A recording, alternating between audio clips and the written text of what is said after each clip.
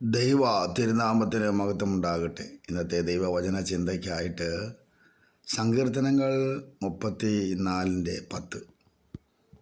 ബാലസിംഹങ്ങളും ഇര കിട്ടാതെ വിശന്നിരിക്കും, യഹോവയെ അന്വേഷിക്കുന്നവർക്കോ ഒരു നന്മയ്ക്കും കുറവില്ല എന്ന് നാം വായിക്കുന്നു. ബാലസിംഹങ്ങൾ നന്നായി ഭക്ഷണം കിട്ടിയാൽ കഴിക്കുന്നവരാണ്. അവർക്ക് ഇപ്പോൾ ഒന്നും കിട്ടുന്നില്ല എന്നുള്ളതാണ് ഇര കിട്ടാതെ വിശന്നിരിക്കുന്നൊരവസ്ഥ. വിശപ്പ് എന്നത് ഒരു വലിയ വിഷയമാണ്. ലോകമെമ്പാടും വിശപ്പിന് വേണ്ടിയാണ് മനുഷ്യർ അധ്വാനിക്കുന്നത്. ഒരു നേരത്തെ ആഹാരം ഭക്ഷിക്കുക, അതിനുള്ള അധ്വാനം വളരെയാണ്. അതിനുവേണ്ടി അവർ പ്രയത്നിക്കുന്നു, അധ്വാനിക്കുന്നു. അങ്ങനെ അവർക്ക് കിട്ടുന്നത് ഭക്ഷിച്ച് തൃപ്തരാകുന്നു. അതേ ആഫ്രിക്കൻ രാജ്യങ്ങളിൽ ഭക്ഷണമില്ലാതെ അനേകർ ബുദ്ധിമുട്ടുന്നു. അവർ ചേറ് എടുത്ത് ഉണക്കി അതെന്തൊക്കെ രൂപപ്പെടുത്തി അതിനെ ഉണക്കിയെടുത്തിട്ട് അത് വെള്ളത്തിൽ മുക്കി ഭക്ഷിക്കുന്ന ഭക്ഷണ പദാർത്ഥങ്ങളാക്കി കഴിക്കുന്ന അവസ്ഥകളുണ്ട്. നമ്മുടെ അറിയുന്ന രാജ്യങ്ങളിലെല്ലാം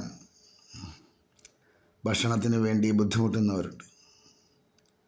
സോമാലിയയിലും ആഫ്രിക്കൻ രാജ്യങ്ങളിലും മറ്റിതര രാജ്യങ്ങളിലൊക്കെ അങ്ങനെ ഉണ്ട്.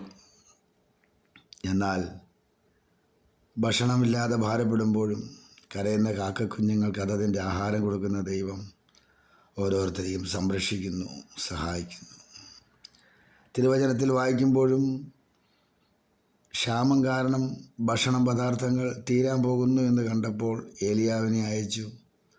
ആ ക്ഷാമകാലം മുഴുവനും ക്ഷേമകാലമാക്കി മാറ്റിയ ദൈവമാണ്. അപ്പം ആ ദൈവം ഇന്ന് എല്ലാവർക്കും വേണ്ടത് കൊടുത്തുകൊണ്ടേയിരിക്കുന്നു. എന്നാൽ ചിലരൊക്കെ ആ ഭക്ഷിക്കുമ്പോഴും ദൈവത്തിൻ്റെ നാമമഹത്വത്തിന് പകരം ദുഷിക്കുന്ന അവസ്ഥകളുമുണ്ട്. ഇന്നിൻ്റെ ദിനങ്ങളിൽ ഭക്ഷണ പദാർത്ഥങ്ങൾ അനേകരെ തിന്ന് ശേഷിപ്പിക്കുകയാണ്. അതെ, അത് കൊണ്ട് കളയുന്ന വേസ്റ്റ് സ്ഥലത്തു നിന്നും 2-3 ദിവസമൊക്കെ ആയതായിരിക്കാം, അതിൽ നിന്നും ഭക്ഷിക്കുന്നവരും കാണാം. നമ്മളെ ഇന്നത്തെ ജീവിതത്തിൽ നോക്കുമ്പോൾ വിശപ്പിൻ്റെ ആധിക്യം നിമിത്തം അനേകർ വേസ്റ്റിൽ നിന്നും ഭക്ഷണം കഴിക്കുന്നത് മതിയാക്കി അവരെ നല്ല ഭക്ഷണങ്ങളെ കൊടുത്ത് തൃപ്തരാക്കുന്ന ജീവകാരുണ്യ പ്രവർത്തകരുമുണ്ട്. എങ്കിലും ചിലയിടങ്ങളിൽ ഇത് സംഭവിക്കുന്നുണ്ട്. നമ്മുടെ കുട്ടികളും നമ്മളുമൊക്കെ ഇന്ന് ഭക്ഷണം കഴിച്ചിട്ട് അത് അധികം വന്ന് കളയുന്നൊരവസ്ഥയല്ലേ. നമുക്ക് ഭക്ഷണത്തിൻ്റെ വില അറിയില്ല. നമ്മുടെ കുട്ടികൾക്ക് ഭക്ഷണത്തിൻ്റെ വില അറിയില്ല. അതുകൊണ്ട് ദൈവസന്നിധിയിൽ ഭയത്തോടെ ആയിരിക്കട്ടെ. കിട്ടുന്നതെല്ലാം ദൈവം തരുന്ന ദാനമാണെന്ന് കരുതി അതിനെ സ്തോത്രം ചെയ്ത് മറ്റുള്ളവരെ കൂടെ സഹായിക്കുവാൻ കരുതുവാൻ നമ്മളെ ദൈവം സഹായിക്കട്ടെ. ബാലസിംഹങ്ങൾ ഇര കിട്ടാതെ വിശന്നിരിക്കുമ്പോഴും യഹോവയെ അന്വേഷിക്കുന്നവർക്ക് ഒരു നന്മയ്ക്കും കുറവില്ല.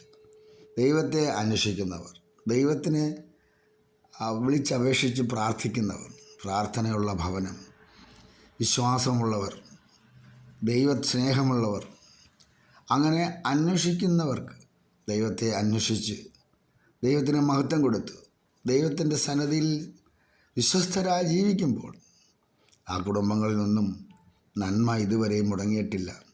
ഉണ്ടോ? നന്മ മുടക്കുന്ന ദൈവമല്ല നമ്മുടെ ദൈവം. നമുക്ക് നന്മ തരുന്നുകൊണ്ടേയിരിക്കും. ആ നന്മ പ്രാപിച്ച് അനുഗ്രഹിക്കപ്പെട്ടവരായി ഇന്നിൻ്റെ ദിനങ്ങളിൽ ദൈവം നമ്മളെ സഹായിക്കും, നാളെയും സഹായിക്കും. തുടർന്നുള്ള നാളുകളിലും ദൈവത്തിൻ്റെ വാഗ്ദത്തമുള്ളതുകൊണ്ട് അതിൽ പ്രാർത്ഥനയോടെ ദൈവസന്നിധിയിൽ നമുക്കായിരിക്കാൻ കരങ്ങളെ കർത്താവിൻ്റെ നാമത്തെ ഉയർത്തി സ്തോത്രം ചെയ്തുകൊണ്ട് കണ്ണുകളെ അടച്ച് നമുക്ക് പ്രാർത്ഥിക്കാം. പരിശുദ്ധ പിതാവേ, ബാലസിംഹങ്ങൾ ഇര കിട്ടാതെ വിശന്നിരിക്കുമ്പോൾ അനേകയിടങ്ങളിൽ അനേകർ വിശപ്പിൻ്റെ വിളി അറിയുമ്പോൾ ഞങ്ങളെയും ഞങ്ങളുടെ കുട്ടികൾക്കും ഞങ്ങൾക്കും അങ്ങ് തരുന്ന നന്മയ്ക്കായി സ്തോത്രം. നാമത്തെ മഹത്വപ്പെടുത്തണം. യേശു ക്രിസ്തുവിൻ നാമത്തിൽ തന്നെ. ആമേൻ.